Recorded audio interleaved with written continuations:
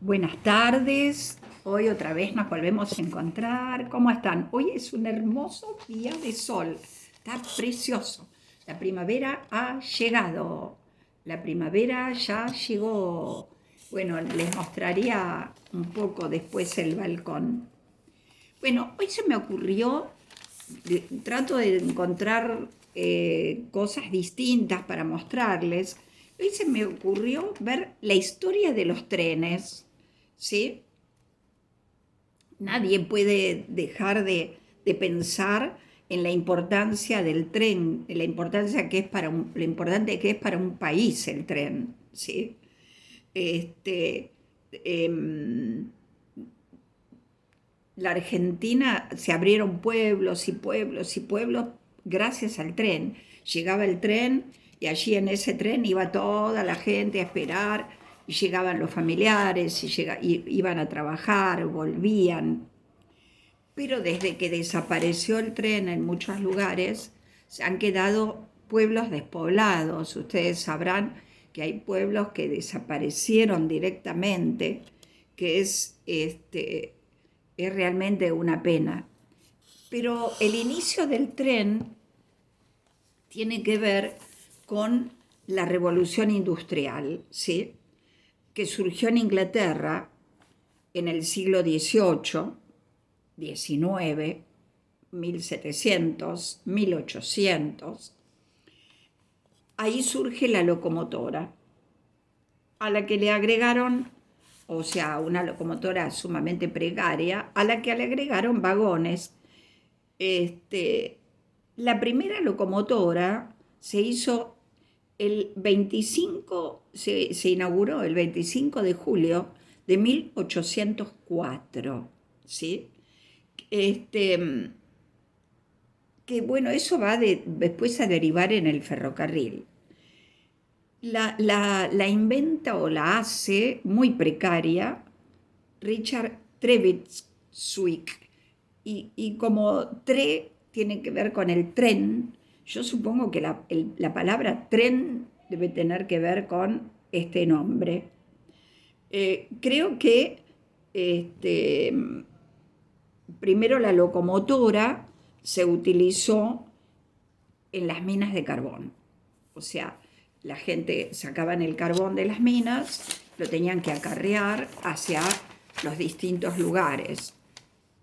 En un principio lo empujaban los hombres a los vagones, lo empujaban caballos a los vagones, que iban hacia los puertos donde cargaban el carbón. Ustedes saben que la época industrial comenzó con el carbón. El carbón dio lugar a un montón de cosas, ¿sí? Muchísimo. Alguna vez vamos a ver la importancia del carbón en el mundo y la industria. Les voy a buscar también material sobre eso, ¿sí? En 1823, el Parlamento inglés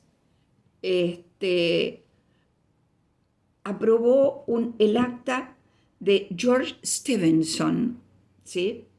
La titularidad de su proyecto para unir los pueblos, dos pueblos, de Stockton y Darlington, con una línea férrea, así con una línea de trenes. Y la línea ferroviaria, ¿saben de dónde surge? Ocurrió que normalmente para que pasen las carretas o para que pasen los animales, había lugares donde se hundía la tierra, quedaban enclavadas las carretas, no podían seguir. Entonces a los hombres se les ocurrió hacer todo un entramado con troncos cortados por la mitad, que lo ponían en el piso, lo enganchaban y después lo iban uniendo con otra línea horizontal que hacía como un ángulo agudo para evitar que se muevan. Y por ahí arriba de esas maderas pasaban las carretas o después la usaron para pasar los vagones, ¿sí? Fueron los primeros carriles, ¿sí? que se colocaron transversalmente para que los troncos no se movieran, estos horizontales, ¿sí? Y no se sabe quién tuvo o activó por primera vez las líneas férreas, o sea, de hierro. Pero en el siglo XVI se usaban ya en las minas de Transladia, no, Transilvania, perdón. Ahora les cuento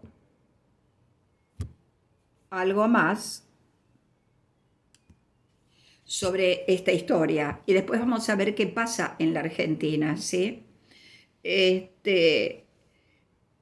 ferrocarril fue, como les dije, propio de esa revolución industrial.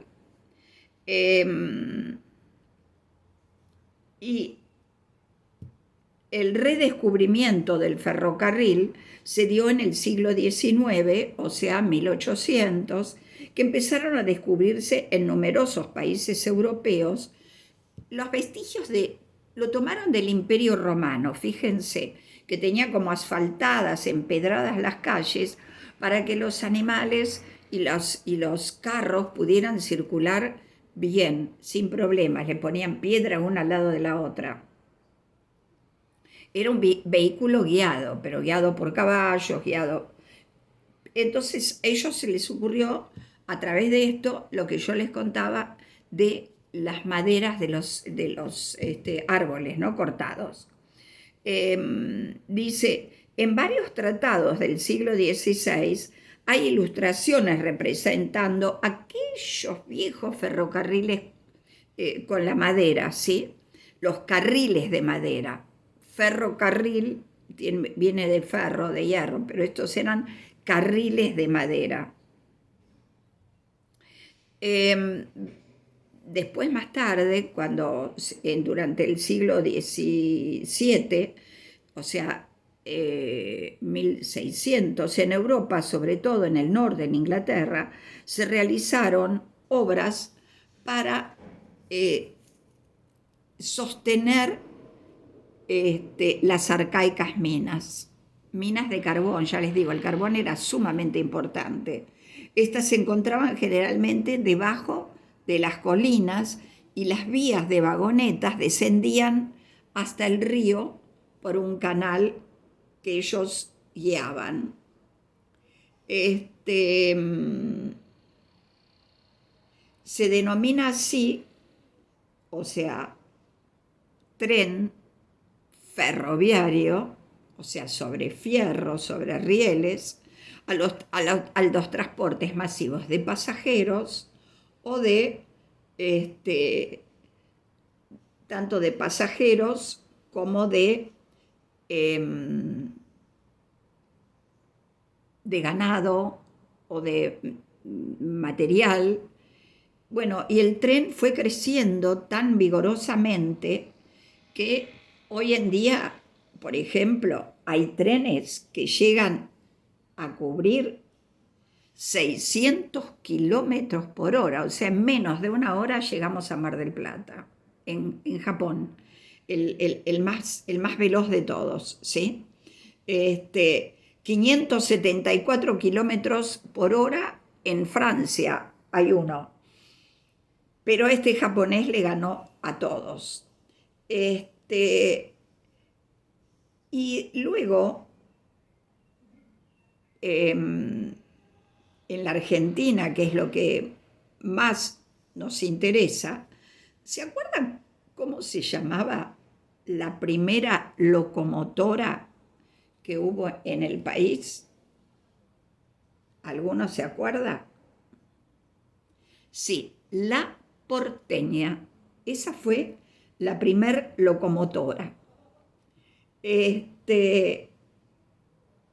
La Argentina, el 29 de agosto de 1857, la provincia de Buenos Aires, separada del resto de la Confederación Argentina, ustedes saben que Mitre estaba por que estuviera separada Buenos Aires del resto, siempre fue igual. Este, la provincia de Buenos Aires, que estaba separada del resto de la Confederación, inauguró la primera línea, el famoso Ferrocarril Oeste, como el club. La principal característica de este emprendimiento fue que estaba compuesto íntegramente con capitales nacionales, o mejor dicho, bonaerenses. Los bonaerenses habían hecho esto. Pero la presencia de capitales nacionales fue un elemento que tendió a desaparecer después, durante las presidencias históricas de Bartolomé Mitre y de Faustino Sarmiento. Entraron acá los ingleses y los franceses en la parte de los trenes, ¿no? La parte férrea. Dice, durante las primeras décadas del siglo XX se vivió una acelerada expansión, ¿sí? En 1895 y 1914, la red se amplió en más de 30.000 kilómetros de vías, tanto hacia el norte como hacia el oeste, aunque el presidente Juárez Celman había privatizado ya los trenes a mediados de 1890, esto no apagó la fiebre de ferrocarriles que se había desatado y que llegó hasta 1930 aproximadamente. Y en 1930 vino la debacle, o sea, la crisis del año 30. La época en que lo echan a Irigoyen, ¿se acuerdan? Que sube justo al gobierno. Bueno, es una época terrible, de una hambruna espantosa. Acá la gente moría de cualquier enfermedad y de cualquier cosa. Dice, la decadencia del ferrocarril comienza a darse con el paralelo surgimiento de la industria automotriz. Cuando la industria automotriz comienza a crecer, dejan al ferrocarril que se extinga. En este periodo, a nivel nacional, empieza a desarrollarse la industria liviana, la cual va a culminar beneficiando al transporte automotor, ¿sí? Dice, el proceso de extensión de las líneas férreas, o sea, llevar las líneas férreas a más lugares, trajo como consecuencia el surgimiento de pueblos en torno a esa traza, o sea, iban apareciendo pueblos a medida que el tren avanzaba, ¿sí?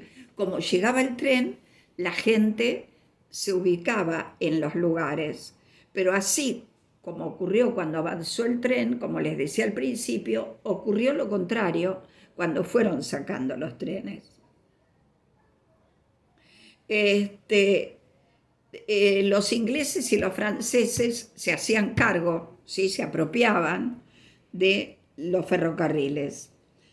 Un punto de inflexión en esta historia se dio durante el gobierno peronista. Juan Domingo Perón, quien llevó adelante la nacionalización de los ferrocarriles. ¿Se acuerdan de eso? El 1 de marzo de 1948 se decretó esta medida junto a la creación de la empresa Ferrocarriles Argentinos. Entonces le pagaron a los ingleses y a los franceses y se nacionalizó. Y ahí nacieron las líneas, ¿sí? Apareció la línea del ferrocarril Mitre, la línea del ferrocarril General Roca, que es hacia el sur, la Urquiza, que va hacia el oeste, el Sarmiento, General Belgrano, que va, y el General San Martín. La Sarmiento, que es la que va al oeste también, ¿no? Si bien hay cierta historiografía, o sea, historia, que tiende a interpretar la nacionalización como un nuevo repunte en la industria ferroviaria, lo cierto es que la competencia con el transporte automotor del ferrocarril llevaba las de perder. En este contexto, se agrega que la empresa Ferrocarriles Argentinas estaba muy mal manejada y organizada, muy mal, lo cual se sumaba a las dificultades que generaban las pocas políticas estatales que había.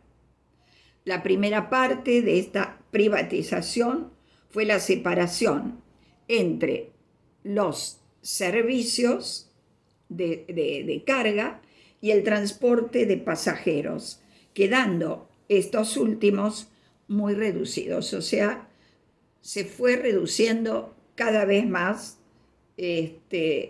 Para mediados de la década del 2000 comenzaron a vencerse las concesiones realizadas durante el primer gobierno menemista, como es el caso de las líneas Roca, San Martín, Mitre y Sarmiento. En el año 2008 se sancionó la ley 26.352 que permitió la reorganización ferroviaria mediante la creación de dos sociedades estatales, la Administración de Infraestructuras Ferroviarias y la Sociedad Operadora Ferroviaria. Ahí hay dos instituciones que tienen que ver con el ferrocarril. Ahora yo les voy a mostrar una de las primeros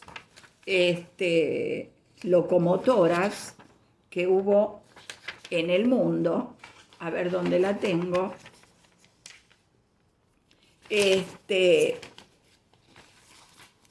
A vapor, de las primeras, porque las otras eran tracción a sangre. Esta fue la primera locomotora a vapor. Miren lo que era, ¿sí? Aunque parezca mentira, de ahí, ahora tenemos estos. Estos son el tipo tren bala, tan conocido, de Japón. Y acá tengo otra locomotora con la parte de atrás, todo junto. ¿Sí? Ahí está. Y ahí está la locomotora. ¿Ven? Y arriba, acá está la que les decía, la vieja motor. Y ahora les voy a mostrar, acá hay otra intermedia, una locomotora y un tren intermedio, ¿sí? Ahí está. ¿Ven? Cómo fue creciendo. Y en todo el mundo el ferrocarril es importantísimo. En Europa, miren, acá también, miren lo que es adentro, los coches adentro ahora en el ferrocarril. Miren lo que son. Miren lo que es este tren. Miren esto. Bueno, uno puede recorrer Europa a grandes velocidades con el tren. Se me cayó una hoja. Y todo se volvió. Esperen que se me cayó.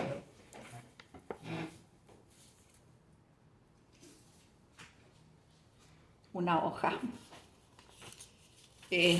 Todo fue creciendo a grandes velocidades en el mundo. El tren abre surcos, abre caminos, abre lugares, ¿sí? En tren se puede recorrer, ya les digo, Europa.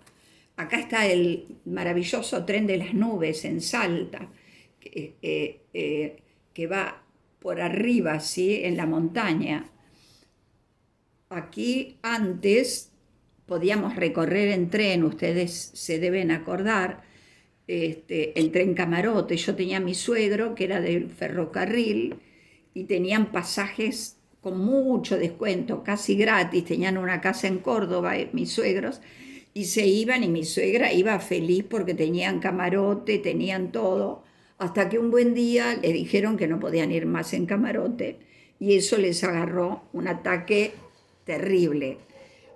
Pero realmente es muy triste ver los pueblos donde ya no llega el ferrocarril, cómo desaparecieron. Este, y la verdad que es una gran pena porque era la posibilidad. Acá también tengo distintas locomotoras, a ver si pueden aparecer, si aparecen, se las muestro. Esperen que está dando vuelta esto. Acá tengo. En los años 1860, durante el gobierno del presidente Balta, No, no, esperen que les busco y les muestro.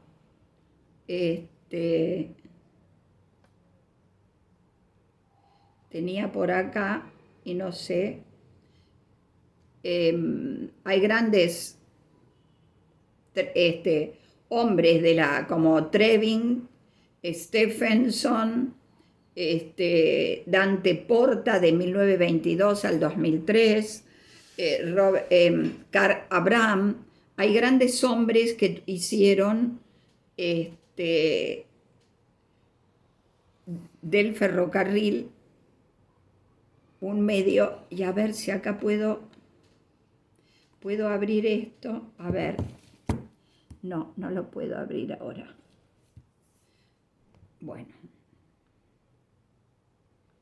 esperen porque se me hace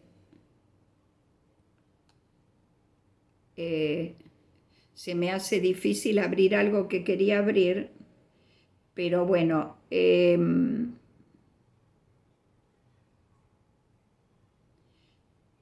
a ver dónde está. No sé si acá hay una locomotora, pero no es no es lo que yo quería mostrarles. Acá hay una foto, sí.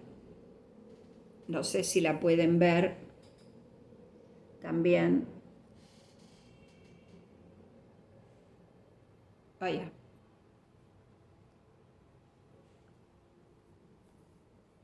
Ay, se me va. Toco acá y se me va. Bueno, lo importante es poder ver el crecimiento, ¿sí? Acá miren este pobre tren. En las películas de cowboys veíamos trenes de este tipo, ¿sí? Se veía el tren andando que echaba vapor y humo por el aire. Y que como esos trenes, que lo veíamos en las películas, fueron abriendo como brechas y lugares y espacios para que la gente pudiera vivir y armar esos pueblos, ¿no? Esos lugares. Tiene que ver con la civilización, tiene que ver con la comunicación, tiene que ver con el conocimiento. Así que bueno, hoy les traje esta historia de los trenes. Espero que se hayan acordado de alguna historia, de algún tren. Cuando nos veamos podemos volver a charlar de un montón de cosas directamente. Extraño no verlas, extraño no poder conectarme de otra forma, pero bueno, hacemos lo que podemos. Les mando un beso enorme, enorme, enorme. Hasta la próxima.